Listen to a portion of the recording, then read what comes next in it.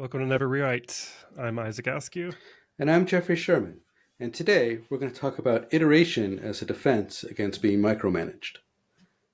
This came up, I was talking with my manager not too long ago, and she mentioned that she was going to have to start micromanaging some people because they just weren't making any progress. And I said, I don't know the last time I ever got micromanaged.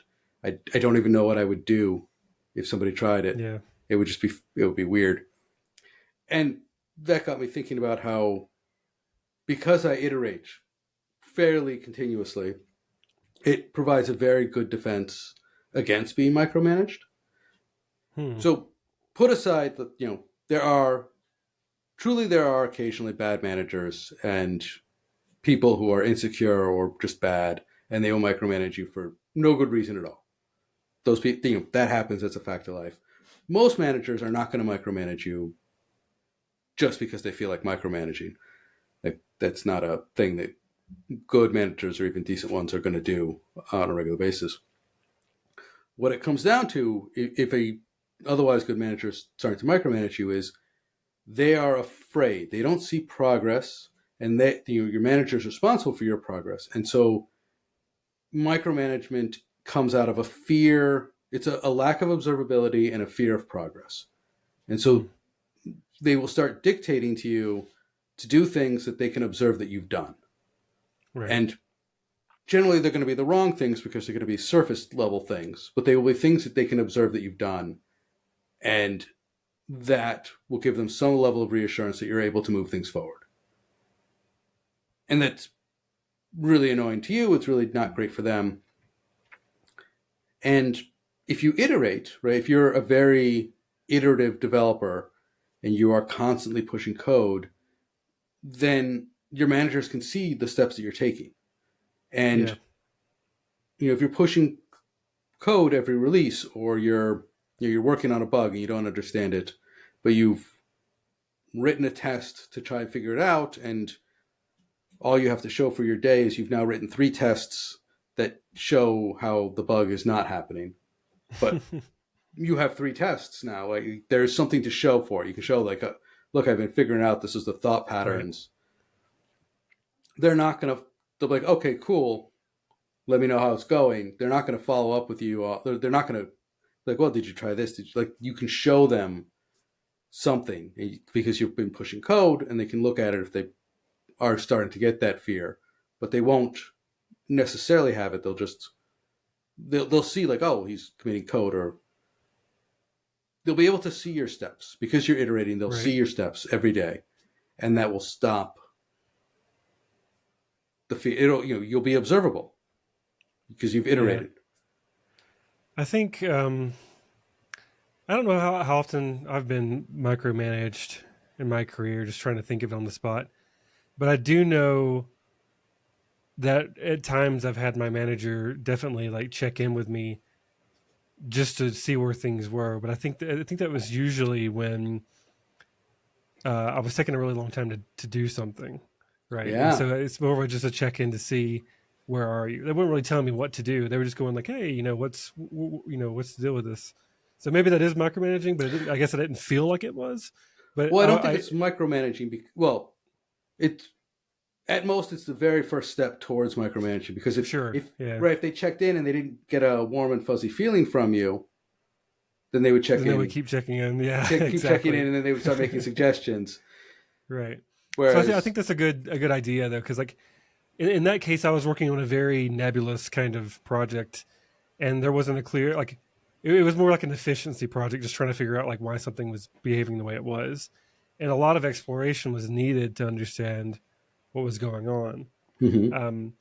And so in retrospect, I was thinking, if I actually did something like what you're talking about, either deliver some kind of iterative thing, which in this case probably could have been like a document showing all the things that I know it's not, like as I'm going and knocking off all the things that are, this wasn't the issue, this wasn't the issue. That way I can provide some kind of list to either somebody else if I were to hand it off, or some kind of like documented journey progress for anybody who's just curious to know, Isaac's been on this thing for 2 weeks and we're not done yet. Yeah. Why not? And then, okay, I can see Isaac's actually checked 20 different things, from the most likely to the least likely, and we're still trying to, figure out what's going on here. So definitely breaking apart something into smaller stories or deliverables, if they're not like Jira ticket kind of things. I could see that placating the fears of somebody wondering if my resource will be free soon because they need me on something else.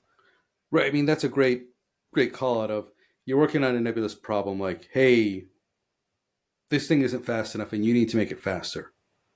You're like, okay, well, I don't know why it's not fast. Like, assuming it's well enough defined, like, hey, this goes at 100 events a second, and it needs to be 1,000 events a second. You're like, okay, you start with the I'm going to do this, and maybe at the end of by the end of the week, you probably have something to check into the code that goes out in the next release. Like, Mm-hmm. yeah, I refactored this stuff. It doesn't really have any impact, but I want to get it out there to just keep the work in progress low. And it's a stepping stone. And they'll go, well, Mm-hmm. how's Isaac doing? How's Jeff doing on that 10xing this thing? It's like, oh, well, he's refactored the code because thinks that's going to let him scale it better. Right. It's like there's a bunch of stuff that he said, he needs to separate these concerns, and then he can just do 10 of them in parallel, and that should get it. And so Got to go slow to go fast. well, I liked what you said. Just keeping Mm-hmm. I'd almost call it a theory log, like Yeah. theory about why this thing isn't working right. you And just well, you have something to show for it. Even right, if you don't actually have a code fix, you can hand it off to somebody if you got pulled off on some other even more important work. Then they could go, oh, let's toss over to John Doe over here and see if they can continue where you left off. Yeah. right. It's a little bit better than a duck, where you say this is my theory, and then you just say it didn't work. Theory didn't work. Right. But I find, like, as you say, when you've got these, you're more likely to get a manager check in if you're working on a nebulous project because they don't know what you're doing. You don't know what you're doing. Like you're exploring, right? You're Right. looking, you're panning for gold. You don't know when you're going to find it. It's not like, oh, I'm fixing a bug and I'm going to grind away at it. It's you're looking for something. You don't know what it's going to be. It could be, and check-ins are great. Check-ins are fine. Don't, but like, hey, if your manager is feeling worried, that's the fear. It's they can't see what you're doing, and they don't know if you're actually making progress or not. Mm-hmm.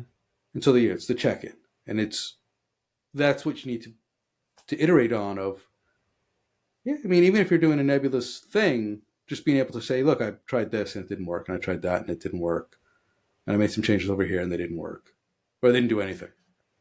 It kind of reminds me, you many, many, many episodes ago, you mentioned a study I think that you had read or heard, and it's about how good developers committed more frequently. Mm-hmm. We never could find that study. We should find that study. I I'm very curious about it. But I'm it's certain I read it, but conceptually I really, can't find it. Yeah. but it's conceptually similar because you have those checkpoints there, right? Like you're still breaking apart your work into pieces instead of one big commit. You can have like like individual commitments there, or Mm-hmm. small individual commits to show kind of like your log on the way there, and it's easier for someone to follow and see your work. Yeah, I just did a quick search and I could not find anything. I found lots of people talking about it and saying it's a great thing to do, but nothing that it was nothing that looks like a rigorous study. Hmm. Well, it feels like a Yeah, realistic study. it I do it think feels committing true. frequently is better. So even if it's not, even if you do commit frequently, though, you can at least have like a kind of that check in you can hand Right. off. It's nice to have those checkpoints to see where you're at, and even still, you could even look through your own log and say, oh, well, here's the things I've done in pieces. Kind of like to recollect your journey if you're kind of if your boss asks you, what have you been doing this whole time? Because you have a local branch you haven't pushed. So check the Git log real quick and I see. Here's all the things I've had so far. Let's go over it Yeah. if you need to. Yeah. I mean, I'm a compulsive. I used to be a compulsive saver. Like when I'd play video games as a kid, I would. Yeah, same. I'd be like saving every 30 seconds, and now Like I'm a compulsive committer. All Well, right, see, that's the same emotion though. It's fear, right? Like it's you fear. lost this, you lost one of your game saves one time, Mm. and now you save a ton, or you save in 3 different save slots for games that still have that these days, because you're So I'm worried about micromanaging my losing save that. strategy. Exactly, it's the same fear as the manager to It check in with is you. observability. I need to see that commit to know Right. that it's really been saved and it's not going to get lost. Hmm. And if the computer doesn't like it, then it should become sentient and kill all humans. Oh, okay. Whoa. Right? But for humans, um, observability and committing often and iterating is a much, much better, healthier way to get rid to defend against. Defend might be too strong a word. To make it so that your manager would have no reason to ever micromanage you. Yeah. Okay. Awesome. Thank you all for listening. I'm Jeffrey Sherman. And I'm Isaac Askew, and this is Never Rewrite.